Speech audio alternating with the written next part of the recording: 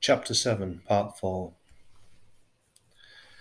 Ernie was determined to look after us all, reducing the risk to us as much as possible and taking the burden of responsibility on his own shoulders.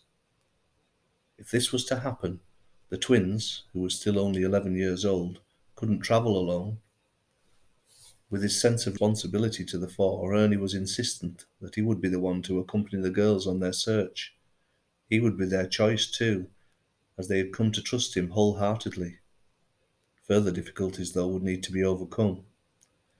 Their guardians would need to agree. There were many expenses to consider, and also the girls' general well-being and state of mind, given what they'd already been through.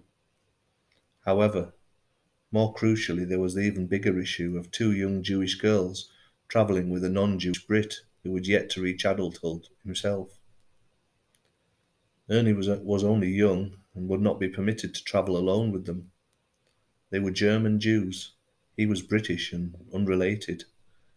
The chances of them all securing a visa was non-existent. Me, on the other hand, I was also a German Jew, like the twins, and considered old enough to travel as their guardian.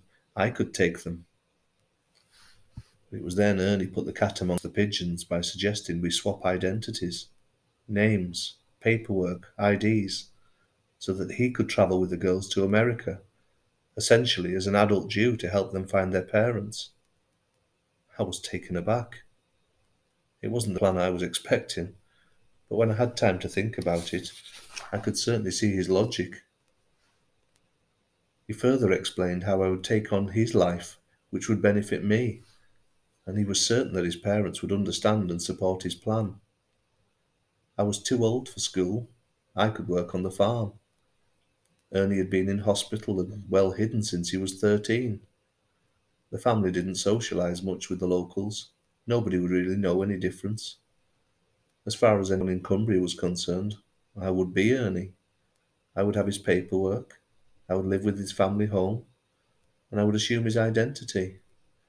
I would be David and Mabel's son. Nobody would be any the wiser. The paperwork was very basic back then. On the faded image that you would call a photograph, Ernie and I looked very similar. We both spoke German and English very well. As for me, I was little more than a number and a name. My own history and family, they were all lost to the Nazi war machine. I had no birth certificate, school report, doctor or dental records. And for all intents and purposes, I was reborn after the liberation of Belsen. My paperwork trail started then. The hospital was closing, the DPC too. We were about to be left to fend for ourselves. Ernie's paperwork would get me into Britain. It would get me a new life, with people I could trust. He would be able to help the twins and travel to America with them, and one day we would be reunited.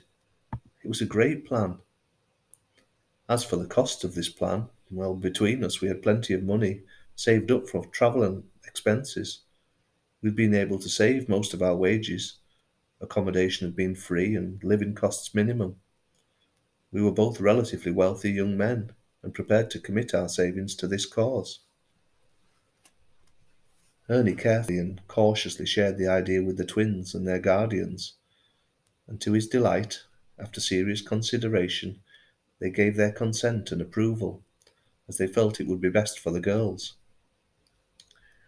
The twins couldn't believe that someone would do all of this for them. They could not contain their excitement, but they were well aware that they could not share this plan with others, as it would jeopardize even this slim chance of them finding their parents. It all seemed so simple, so easy, and we all agreed to go for it. Over the next few weeks, Ernie contacted his parents and explained his idea. He asked them if they would help us in principle. After the initial shock of what seemed to them to be a crazy idea, they agreed to back and support their son. It all sounded so bizarre, but there was method in his madness, and his parents trusted their son's instinct and his motivation to do good by others. By the spring of 1948, we were set to go. Ernie told me he would write when he could. We had agreed on a period of non-contact, 3 months to be precise, just to let the dust settle and make sure all was well. And that was that. I boarded a train in Hanover and set for Amsterdam. From there I took a ferry to England. As planned, I stayed in London for a night before heading to Cumbria and a new life. I had no idea what would happen. I don't recall feeling nervous at all. I remember being excited. When I set foot on English soil, paperwork in hand and a new identity to fall back on, I felt free for the first time since the start of the war. I was met at Carlisle train station by David and Mabel, and they could not have been more welcoming. They were helping their son as much as they were helping me, and life with them was everything I had dreamed of and imagined from the moment Ernie told me of his plan. Within days, I felt like I belonged. They wanted to know everything about me, and wanted me to tell them everything I could about Ernie. They were incredibly proud of him. I had so much to tell them about our friendship, his achievements, and his desire to help others. It was a magical time. I knew they were missing him. I was too. But me simply being there helped them, I'm sure. Ernie and I said our goodbyes and good lucks a day before my train departed. He had to get ready for his own journey with the twins. We had purchased all our travel tickets without any problems, and no one had questioned us. It was all so easy. They were going to sail from the port of Hamburg in northern Germany. That day we held on to each other so tightly. I didn't want to let go.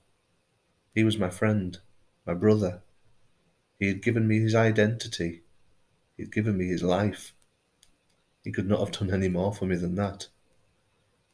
As the tears filled our eyes and streamed down our faces, we promised we would look after each other as long as we were able.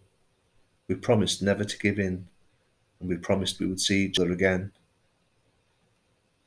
When we parted that day, it broke my heart. He was my best friend, my companion, my brother. Everything and everyone had been taken from me.